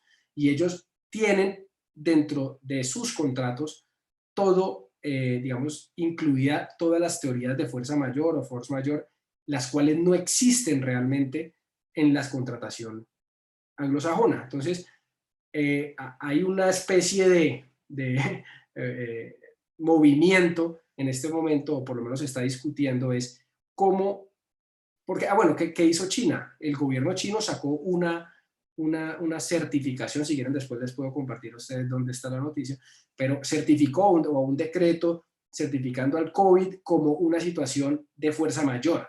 Y eso se utilizó por todas las contratistas, empresas chinas, para empezar a romper todos los contratos de transporte, y eso realmente es una concepción que no tienen y no está dentro del Common Law, que los ha tomado por sorpresa porque ellos, salvo que lo hayan incluido en sus contratos, esto es importante tenerlo, hay unas hardship clauses o hay unos contratos que cada vez más lo incluyen, pero si no está incluido una situación de pandemia que implique fuerza mayor en el contrato, no se puede alegar. Entonces, por ejemplo, algo muy interesante que estaba leyendo justamente antes de llegar de la presentación, es que hay unas recomendaciones que están haciendo firmas inglesas o estadounidenses, que cuando se hagan contratos con empresas de la China en particular, que pacten muy bien dentro de los contratos que en caso de que exista un problema relacionado o contractual, que sea un tribunal arbitral con leyes aplicables, digamos, con sede en un lugar de common law, ¿ya? Entonces, eso es bastante interesante. Entonces, los riesgos previsibles, desde luego, digamos, no están dentro de todas esas teorías. A manera, pues, de conclusión, o lo que hemos querido hacer hoy, un poco es intentar aclarar y darles a ustedes pues una información que les pueda ser útil en el momento de, digamos, en su ejercicio profesional.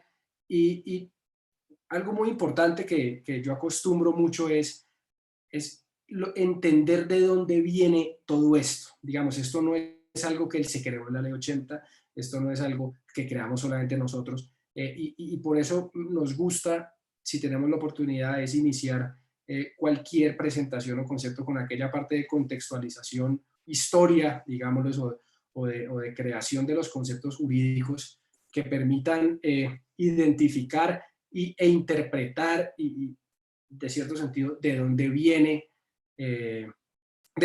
todo esto. Entonces sabemos que la teoría del equilibrio financiero, una teoría que estaba en Francia, esa teoría del equilibrio financiero luego fue trasladada acá, pero no fue trasladada igual, digamos, como era la concepción original, sino que acá se creó un nuevo concepto, que es el concepto del principio de la ecuación contractual. Dentro de ese principio de la ecuación contractual se incluyen el incumplimiento, la modificación unilateral y además los conceptos, digamos, estrictamente clásicos, que es el hecho del príncipe y la teoría de la imprevisión. Es muy importante también dejar claro que la fuerza mayor, digamos, no es una modalidad para solicitar el reequilibrio económico. Así que yo creo que la confusión realmente es un tema más semántico, en el sentido en que dicen, no, que hay una situación que es fuerza mayor, entonces vamos a reclamar el desequilibrio. Entonces, porque probablemente se menciona la fuerza mayor, pero se está pensando en situaciones que son resistibles, digamos, pero pues lo que queremos hacer con esto un poco es aclarar esos conceptos, pues para que no haya algún inconveniente al momento de presentar las reclamaciones y que algún funcionario o no, o alguien un poco simplemente diga, mire, usted está reclamando fuerza mayor, no se dio la irresistibilidad, nada. Entonces, como para aclarar el concepto.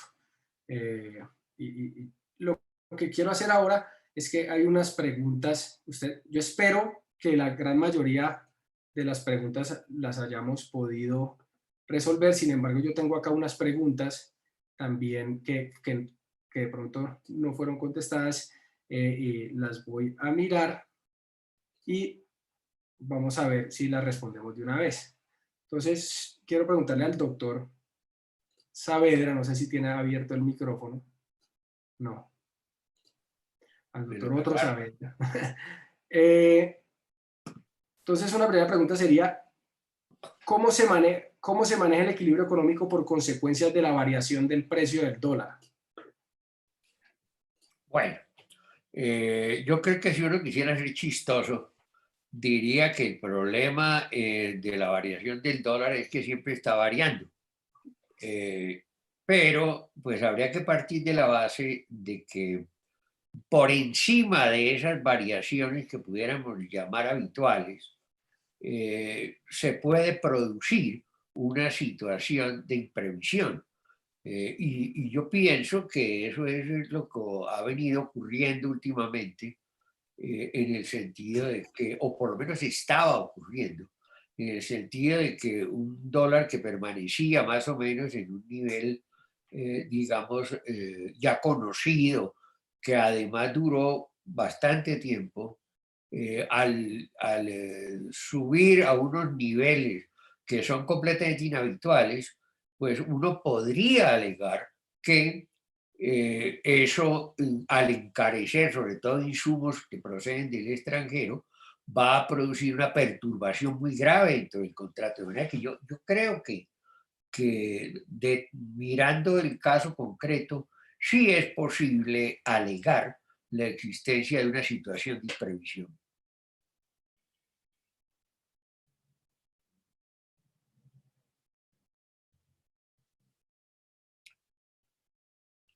¿Sí? Ya.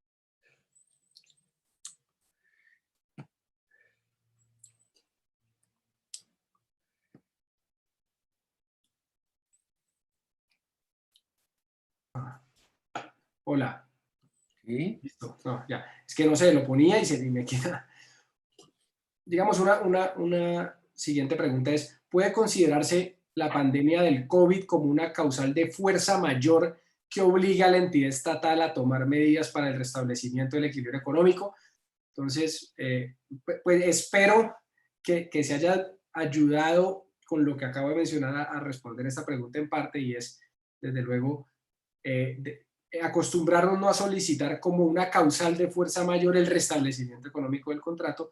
Ahora, que si es posible el COVID, en donde yo pueda solicitar, digamos, un equilibrio económico de mi contrato, hay que mirar caso por caso, desde luego no se puede generalizar, pero si desde luego en razón al COVID han ocurrido, por ejemplo, temas de dificultades totales, desde luego que podría alegarse dificultades y se puede seguir cumpliendo, uno podría solicitar el equilibrio económico. Sin embargo, también se puede solicitar vía teoría de la imprevisión, esto es muy importante, en razón a que muchos contratos se paralizaron con ocasión a la decisión de la administración mediante sus decretos. Entonces, eso es un acto administrativo o una decisión que se está tomando no por el co-contratista en muchos de los casos, pero que están impactando, y en ese caso uno podría alegar vía teoría de la imprevisión, ¿no? Otra pregunta es la siguiente. La jurisprudencia del Consejo de Estado ha acotado el reconocimiento del desequilibrio contractual por hecho del príncipe a las actuaciones de la entidad contratante o continúa aplicando para todas las actuaciones del Estado. Entonces, A ver, sí, como ya se explicó, hubo una época en la que se consideraba que toda actuación de una entidad pública, incluidas, o mejor, diferente del contratante, constituía finalmente un hecho del príncipe. De hecho, hay tratadistas que lo siguen considerando. Por ejemplo, Marienhoff en Argentina insiste mucho en el hecho de que no hay ninguna razón para que no se considere un hecho del príncipe el que una actuación de una entidad pública cualquiera esté afectando el contrato. Por supuesto, esté afectándolo en una magnitud, tal como ya se ha dicho, suficientemente grande.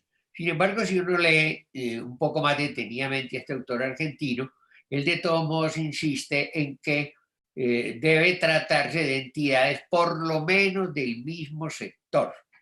Y para contestar la pregunta, la jurisprudencia reciente del Consejo de Estado se concretó en el sentido de que para que haya hecho el príncipe es necesario que la decisión de carácter general o reglamentario sea tomada por la misma entidad contratante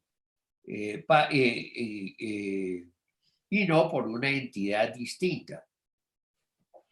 ok. Que hay una larga, pero me parece muy interesante. Y es la siguiente. Se podría decir que el COVID y el estado de mercancía han generado la expedición de decreto que configuraría el hecho del príncipe, lo que efectivamente puede afectar el equilibrio contractual y habilitaría al contratista a elevar la respectiva reclamación. Mi pregunta es, ¿cómo hacer si algunas entidades envían las actas de suspensión con base en la cuarentena para firmas sin posibilidad de hacer salvedades respecto del eventual desequilibrio? ¿Se podría reiniciar o elevar la respectiva reclamación? Bueno, lo primero es que desde luego considero que pues, las entidades públicas no pueden enviar actas o cuando se vaya a hacer la suspensión sin la posibilidad de dejarse ninguna salvedades, pero al mismo tiempo, digamos que no sé si estrictamente, no sería un hecho del príncipe, salvo que estemos hablando de un contrato, por ejemplo, de la ANI, que haya ocurrido en el término de la ANI, donde la ANI toma la decisión de la suspensión y entonces mandó el acta de suspensión.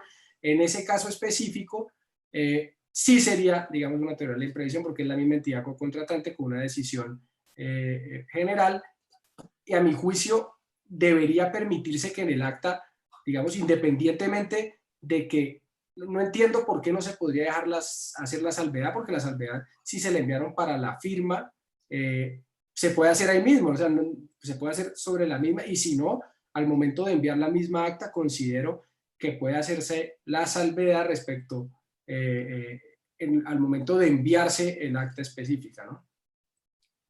Otra pregunta es, ¿sobre quién recae la responsabilidad de demostrar el desequilibrio económico? Pues desde luego que desde la responsabilidad es de la parte que lo alega. Entonces, digamos que veo y la gran mayoría de las preguntas, muchas están relacionadas con temas probatorios y a mi juicio, pues todas se respondieron a lo largo de la presentación. En ese sentido, yo les agradezco muchísimo, desde luego voy a volver a poner acá nuestros datos. Por favor, siéntanse libres de escribirnos. Estamos, digamos que, a la orden y de verdad muchas gracias por su tiempo y su paciencia y espero de nuevo que esto haya ayudado a aclarar un poco más los conceptos. La presentación inmediatamente la enviaré a contratación en línea, a quienes una vez más les agradezco por la oportunidad y bueno, espero que todos ustedes y sus familias estén muy bien de salud y para adelante, pues, porque así toca, ¿no? Muchas gracias. Doctor Ramiro, Sabera, doctor Carlos, muchísimas gracias. Para contratación en línea es muy grato tenerlos con nosotros y a todos nuestros participantes, muchas gracias. De igual les recordamos nuestras capacitaciones virtuales, 30 de abril, contrato de arrendamiento, cláusulas abusivas y las últimas medidas del gobierno.